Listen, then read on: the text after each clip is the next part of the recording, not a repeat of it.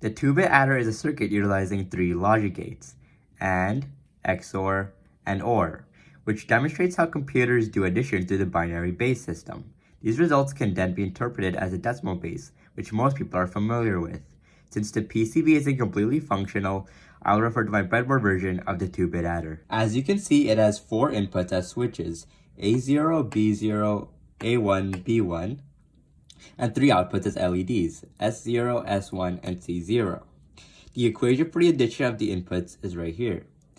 A1, A0 plus B1, B0 produces a sum of C0, S1, and S0.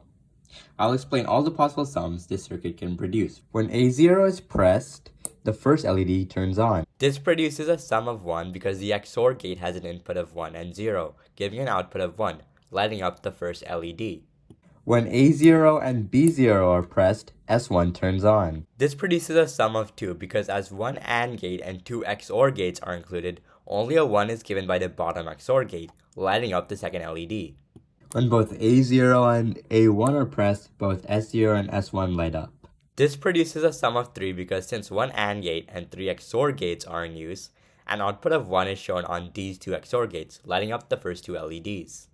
When both A1 and B1 are pressed, C0 turns on. This produces a sum of 4 because there is one XOR gate, one AND gate, and one OR gate being present, and an output of 1 is created by the OR gate, lighting up the third LED.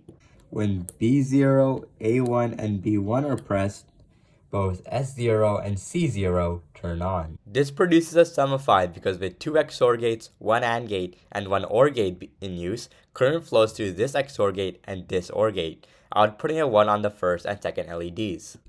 And finally, when all 4 inputs are turned on, both S1 and C0 light up. This produces a sum of 6 because with all 7 gates implemented, an output of 1 is given at this XOR gate and this OR gate, lighting up the last 2 LEDs.